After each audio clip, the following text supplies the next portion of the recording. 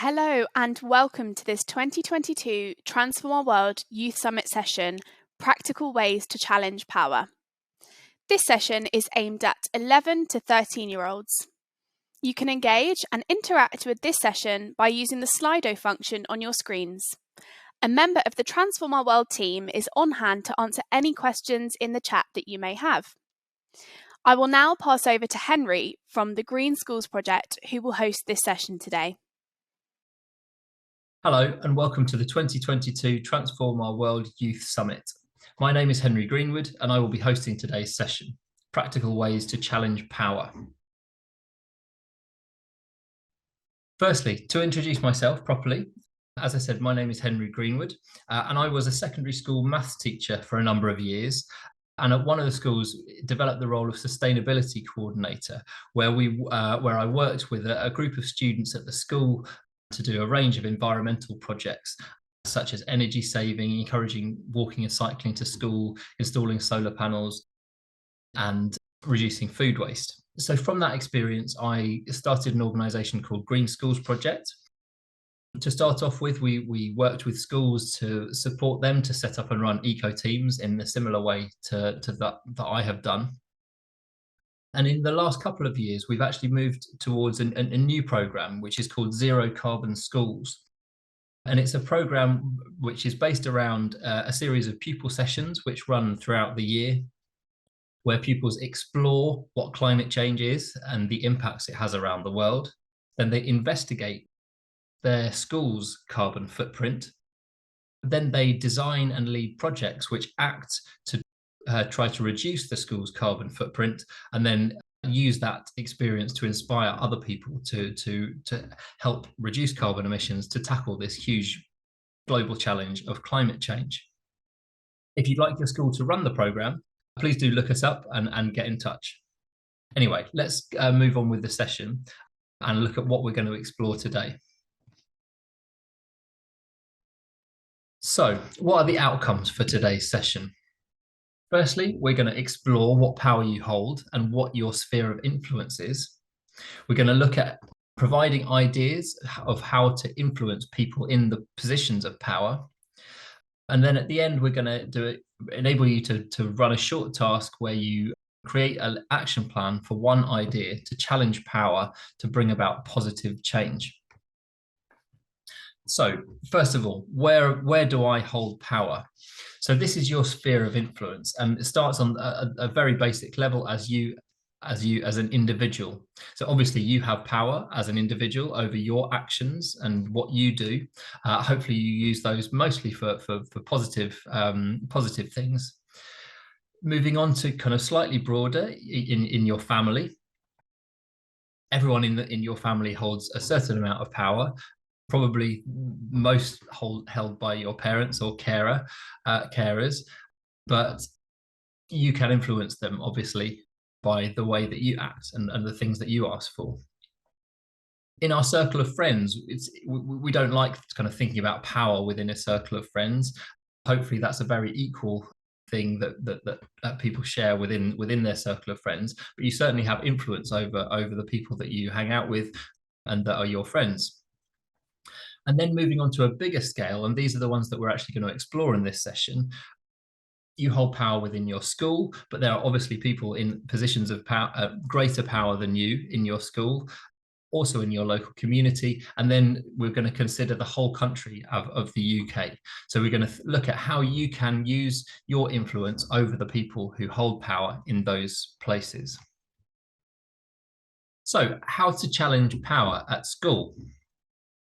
I'm going to talk through this by using an example. But if you have an idea to make your school a better place, how do you actually make that happen? Can you just do it yourself, or are you going to need to approach other people who have hold power within the school? And I think, yeah, generally you're going to need to find someone who has the power to do it. So an example, a really simple example might be, we're heading into winter now, although it's quite warm outside at the moment, but we're heading into winter and you find yourself in a classroom that you're too hot in the middle of winter. and you want to have a more comfortable temperature. So first of all, you think, well, I can use my own power to just go and open a window. And that might be what you do. Really nice and simple, quick solution to that. Just open a window and that will cool the classroom down a little bit. Or you might need to ask your teacher's permission to open the window if you're in the middle of a lesson. And they might say that that's okay. So you're challenging them and as the teacher, as the person having the power to open the window. But then you think, actually, is that a sustainable solution? If that happens throughout the whole winter and the classrooms are always getting heated up and then the windows are open to cool the classroom down, actually that wastes a lot of energy and a lot of money, particularly considering how high energy costs are at the moment. And obviously, you know, this is a big reason for climate change is that we use a lot of energy, which creates carbon emissions. So you think actually that's not the best way to do it. So the better thing to do if the room is too hot in the middle of winter is to then turn your radiator down. Again, this might have a simple solution. It might just be a case of asking the teacher, can we turn the radiator down? The teacher might have control over it, and then they can turn it down, and the classroom cools down a bit, and then it's more comfortable for everybody. That's a nice simple solution. Again, you're using the power of the teacher to in the classroom to do that. But in a lot of schools now, actually, the heating systems are centrally controlled. So there's a sort of a building management system which schools can use to increase or decrease the temperature in all the classrooms. So how are you going to go about tackling that? So this is a project very similar to one that I had done at a previous school, and we've worked with schools to do this. And we have often done it through a school eco team. Now, school eco teams hopefully have a bit more power than just one individual person, because there's a group of them, they come together, they talk about ideas, and then you take these ideas to people who can actually do something about them. So you could go through the school eco team and say, look, I think that the school is wasting energy through the winter. We could save the school money. We could reduce the carbon emissions of the school by changing the heating settings around the school. And it might be that you can actually get some evidence for this. You could get kind of stick-on wall thermometers that you can put up around the school to see how hot the classrooms are.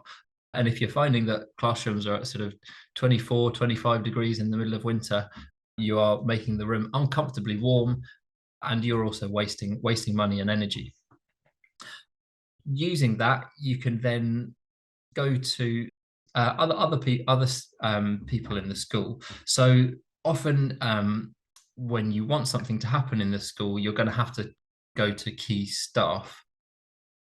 In this case, probably with something to do with heating, it might be the site manager that you need to speak to and ask him or her about the temperature settings in the school. You might initially it might just be a case of finding out some information about how the system works. If you go and speak to him, it's unlikely that he'll say, yes, fine, that's fine, I'll just turn the heating down, because there's other people in the school with more power than the site manager that they might need to go through. So you could go back to the eco team and then say, okay, what do we do now? And it might be a case of going and getting permission from the head teacher. And the head teacher is obviously the most individually powerful person in the school, and they will have the say to be able to do something like this. But the head teacher might be busy, they might not agree to it straight away, so you might need the support of other key members of staff. And you can think in your school about the kind of people who could help you on this. It might be your class teacher, it might be your head of year, it might be someone on the senior leadership team, a deputy or an assistant head teacher. You might even want to pop in to see the school business manager, because they're always keen to try to save the school money. So they might be someone helpful to go to speak to. And then once you've got the permission from them, then you can get they can speak to the site manager possibly, and then the site manager can reduce the temperature settings around the school, making it more comfortable, reducing the school's carbon emissions, saving money. Basically, everyone's a winner in a project like this. And it can be something that started from you as just an individual, take it to the eco team and run a project like that, and can have a huge impact on the school. Just quickly to mention the other alternative, if your school doesn't have an eco team, or it might be, or your school might have most schools have a student council, and that might be the most effective way to go through. So it might not be through an eco team, but a student council could do pretty much the same thing. The idea behind a student council is that it's a group of students who are bringing ideas together and then using their ideas to influence those people in power who have the decision-making opportunity. Just a last kind of mention on this, as I said, this is something that we did in our school, and we actually managed to save the school £37,000 over 3 years just by changing heating settings and having a bit of an energy saving campaign. So that might be something that you'd like to do. So the next little section is about how to challenge power in your local community. So we've looked at how to challenge power at your school. Now thinking about the local community, which includes your school, but goes beyond that and is a bit broader. So there's a few different avenues that you could go down with this one. It might be that you're involved with a local youth centre who provide facilities for young people. You might be involved with a religious group. Often religious groups do good work in the community, for example, sort of collecting and distributing food or clothing to local low-income families. And then the organisation that holds the most power within a local community is the local council. So we'll have a look at that and to think about how you can influence your local council. And often in your local community, it's I think more and more these days you kind of think, oh, things just happen, and there's nothing that you can do to influence them. But hopefully we'll just look at a couple of ways that you can try to improve things in your local area by challenging in power in your local community. So let's focus particularly on the local council then. So your local council has control over a number of services. They're responsible for things like collecting waste and recycling, and encouraging people to recycle as much as possible. They put on events for the community, and they have different kind of local facilities. And so again, going back to the theme of you thinking of an idea and then putting it into place. Often within a local community, you might not have the power to make it happen. So what do you need to do? So for example, let's say you've got a local park, but you think it could be better managed and kept. Maybe you want to put more trees in the local park. How would you go about that? Or let's say you play basketball, there's a basketball court in the local community, but the net is broken, or there's some damage done to the court. Maybe you play football and the goals are broken, or anyway, just thinking about kind of local sporting facilities that you think could be improved. Maybe you want to put on an event for the community, and you think it would be a good idea to be able to close the road. These are all things that the local council would be able to do. Now, the best way of doing that is just by getting in touch and by writing to them. And so there's a really useful tool in order to do that. And it's based on a website called, it's simply called writetothem.com. And what you need to do is, if you go on the internet, you pull up this website, writetothem.com, and you just put in your postcode. And once you put in your postcode, it will give you a list of all the people in your community that hold political positions. And those are often the people who hold power in your community. So, and the top one should just be your councillors. So you can click on your councillor, and you can write an email to them. And when you write an email to them, keep it simple, keep it brief, keep it positive, and it's very, very likely that you should get a response from them, because they're, that's part of their job, is to kind of receive correspondence from people who live within their community, and kind of follow on from that. So it might not be that they can do exactly what you're asking them to do. They might provide you some advice and guidance, or some other people to go to see, but it may be that they have the power to actually implement what you're asking for, or at least they can take it to the local council and discuss it. So yeah, encourage you to do that. If there's some things that you would like to do in your local community, you can challenge power by getting in touch with your local councillor, and seeing if you can make the action happen. So moving on to how to challenge power at a national level. So there's a couple of different ways that we can challenge power at a national level. And the national level is often the level where kind of most consider power to be held around the country. And we're going to look at businesses and government. So to start off with, businesses and companies hold huge power. The UK economy is built around companies that make and sell stuff to us.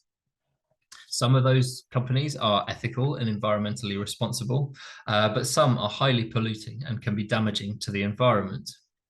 So what can we do to try to encourage them to be more ethical and environmentally responsible?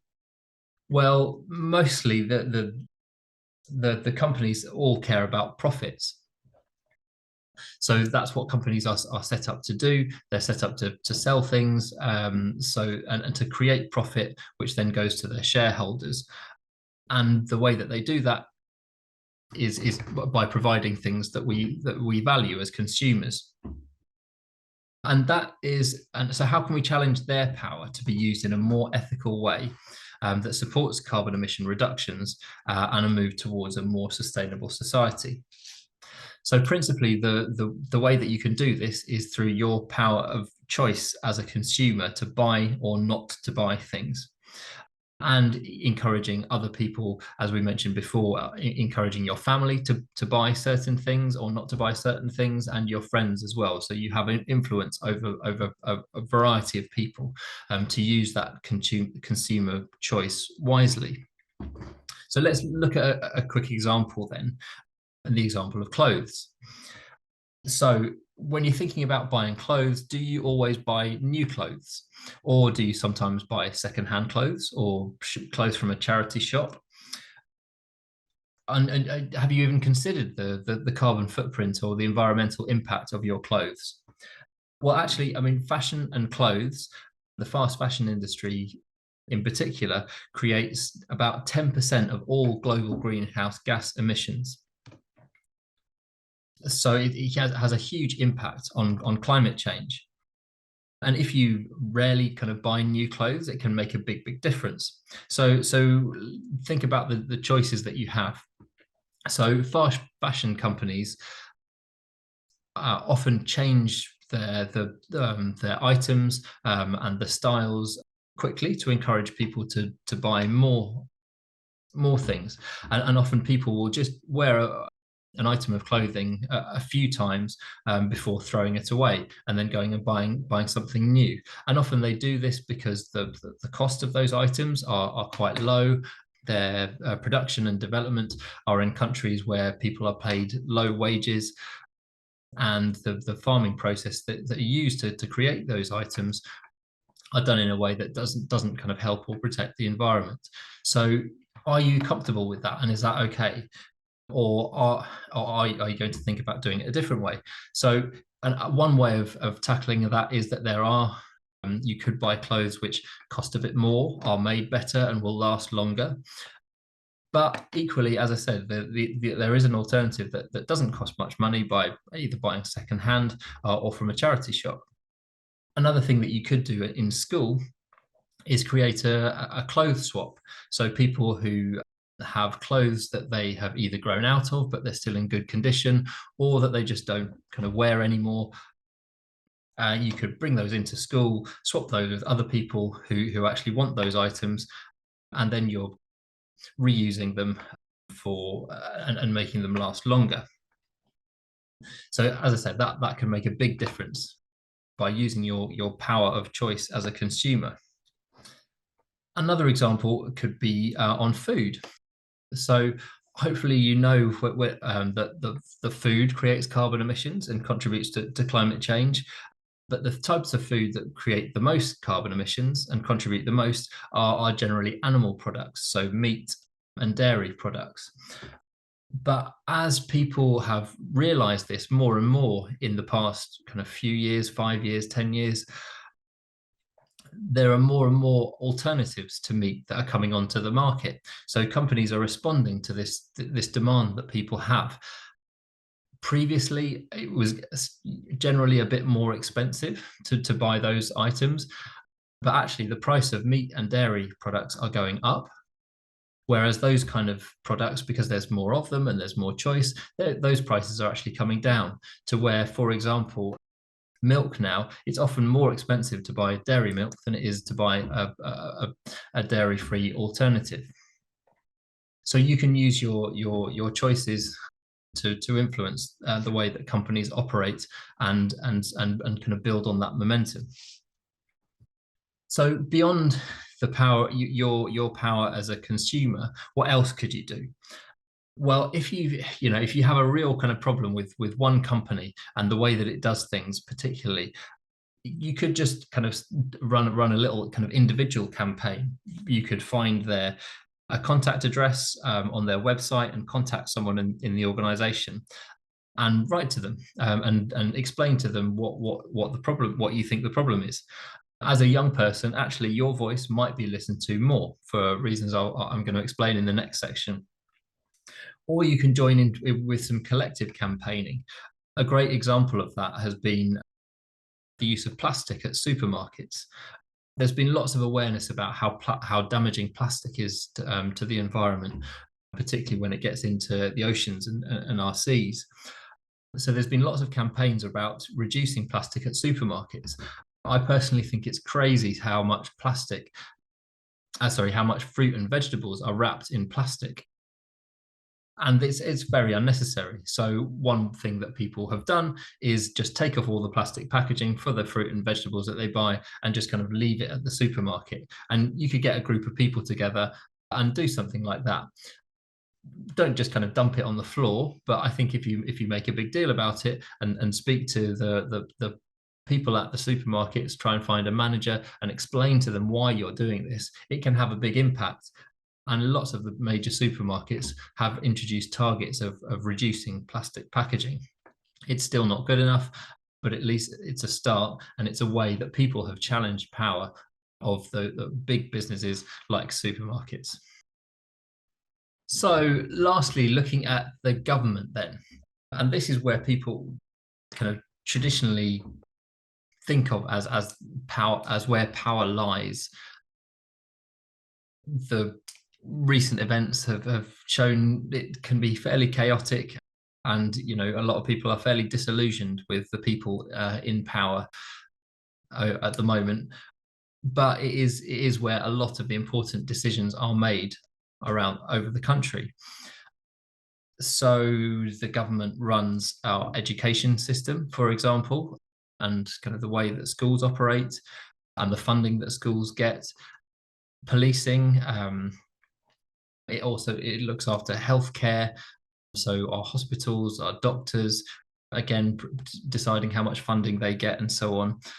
And the way that it does that is by deciding on taxes and how much different kind of people or companies pay to the government to support all of these public services, including kind of benefits to support low-income families, and the army and the armed forces, and lots of different things that the government controls. So thinking about climate change, the government introduced a law to get to zero carbon emissions by 2050. But a lot of scientists and people consider that 2050 is too late to avoid the worst effects of climate change. And it's a responsibility of developed countries like the UK to reduce their carbon emissions faster. So how can we influence power at a governmental, at a national level? We're going to look at examples around climate change and the environment, but you can think of these in you could do this in any area that the government has control of, such as the ones that I've mentioned. So I think the best example of influencing power, and particularly the best example of young people influencing power, was just a few years ago in 2019, where there was a big movement. It was a global movement, actually, started very initially by Greta Thunberg in Sweden, but it really took off in the UK and in lots of countries around the world, where in the UK, tens of thousands of school students actually went on strike from school once a month for a certain period of time to basically make their voices heard and to campaign about the fact that the UK government was just not doing enough to tackle climate change.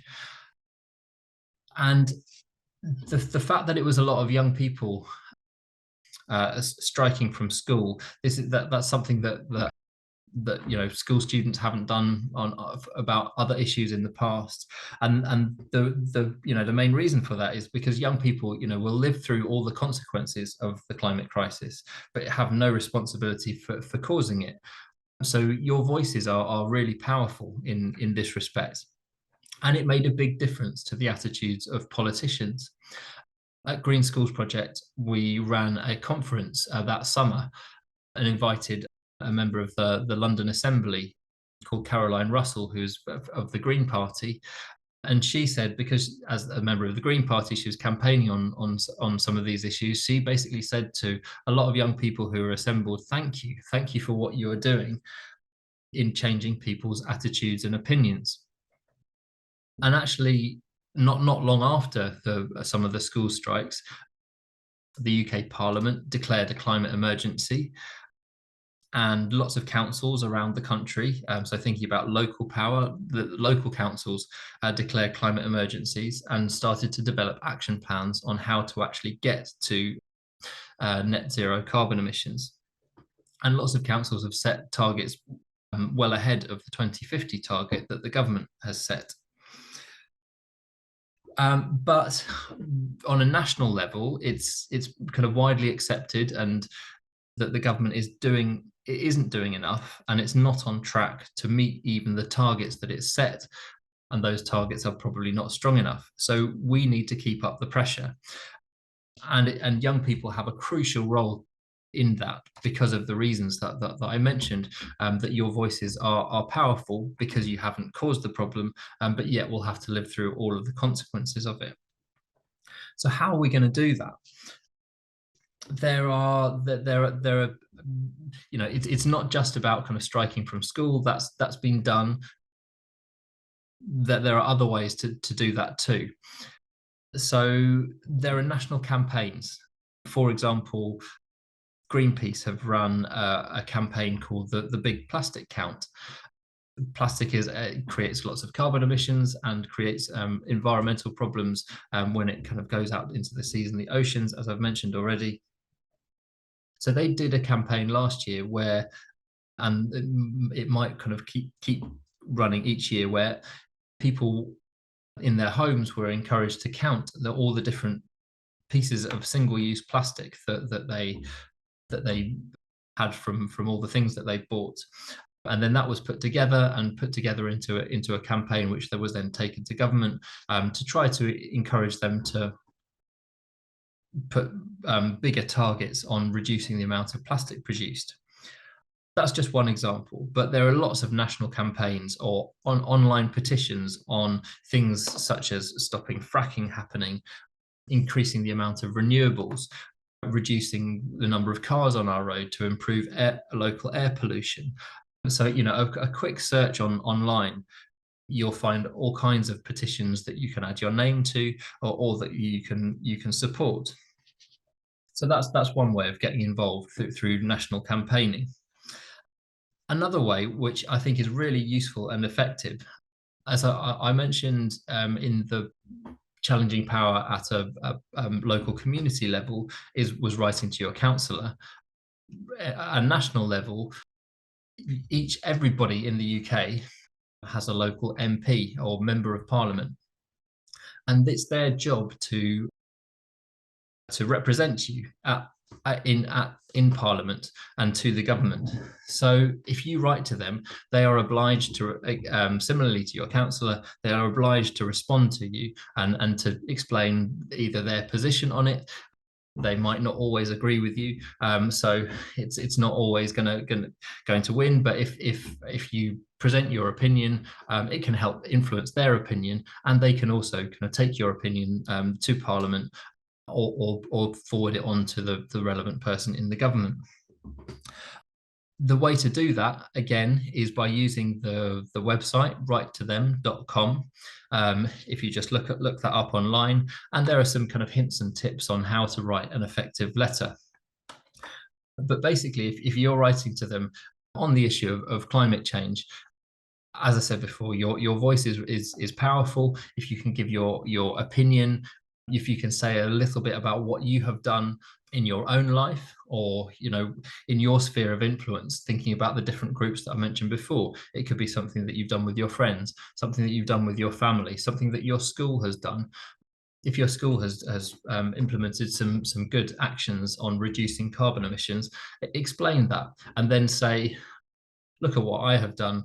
What can you do to try and help us with this campaign to try to limit the impact of climate change? So, and as I said, the MPs and members of Parliament are obliged to reply to you. So that can be a really effective way of challenging that power. So all of the issues that I've talked about are around climate change and the environment, because this summit is coinciding with the big global climate summit. But you can use the principles that I've mentioned to campaign on anything that is important to you, whether that might be anti-poverty or racial equality or any other issues that are important to you. But to finish off this session, I'm just going to leave you with a task, because I think it's important that you don't just kind of listen to this, but actually use it as a way of inspiring you to actually take action. So what are you going to do? I want you to think of which level of power you would like to influence. So you could think very small, like your friends and your family, or you could look at one of the three areas which we've looked at in more detail: your school, your local community, or the UK as a nation. Can you think of an idea that will challenge the person or people who hold power in that group to bring about positive change? And it might just be something that you would like to see change in one of those settings. So think of an idea. Often it's good to get together in groups or in small groups to think about this and work together on it. But if you want to work on it yourself, then that's totally fine too. And then I want you to think about how you will actually make it happen. And I want you to think about an idea that is going to be achievable and it's going to make an impact. It doesn't have to be a big impact, but make some kind of an impact, and something that you're going to enjoy doing and seeing the outcomes from. So the task is to write a brief action plan for your project. It could literally just be a few bullet points, or a little bit of writing on paper. Give your project a name. Think about what are the step-by-step actions that you're going to take in order to make that happen. And it might be something very, very simple and small, or it might be something bigger that take a number of different actions. Think about who is responsible for each action. Are you going to do it all, or are you going to need people to help you, or are you as a group going to divide out the tasks? And then think about when they will happen. When you're thinking about this, I encourage you to get started as soon as possible. If you think, oh, this is a nice idea, but I'll do it next year, then it's quite likely that you'll just kind of forget about it and it won't happen. So see if you can get started on the first action today or tomorrow, or at the latest next week, and actually start making it happen. And then follow your action plan, and let's see what you can come up with. Hopefully this session has inspired you to actually take that step and try to challenge power in whichever form or whichever level you consider the most important. And yeah, hope you've got some useful ideas from this and that you can actually put some of these ideas into place. So if you have enjoyed it, and if you are interested in running a program by Green Schools Project, our Zero Carbon Schools program, for example, do get in touch. That's our website, greenschoolsproject.org.uk, or have a look at us on Twitter. And yeah, hope you've enjoyed the session and you enjoy the rest of the sessions at the Youth Climate Summit. Thanks. Thank you so much, Henry, for this really informative session on practical ways to challenge power. You can find out more about the work Henry does at Green Schools Project at www.greenschoolsproject.org.uk. As some of you may know, the UK School Sustainability Network is a network of young people from all across the UK who come together to use their power through collective action for good. We asked a member of the network to give us their thoughts on this session and tell us a bit about what power means to them. Power is typically perceived as being granted to someone by someone else. Power is seen as a position or a title, which comes with a sense of control or authority. However, I think that we do all have power, as power is the influence that someone has over others. When we're talking about the climate crisis, it's really easy to feel powerless. How can we influence the decisions made by CEOs and politicians? I often feel disconnected from politics, and then that leads to a sense of hopelessness. In reality, I think that many people who are traditionally seen as being in power actually feel threatened by young people, and particularly young climate activists. We've all seen the disparaging comments about many activists on social media, which suggest that they are actually challenging the power held by politicians. A simple way to challenge power in society is to discuss media articles, break down the arguments for and against an issue with other people. Often I find that there's more to the story than first meets the eye, and it's really important to spread awareness about a problem. By informing those around you, you can help to challenge the spread of myths and misinformation. Another tip I would share is to always look, listen, and learn from other people. There might be topics that you just don't know that much about yet, but if you listen to others, there might be an area where you can contribute. And when it is an area that you are knowledgeable about, take responsibility.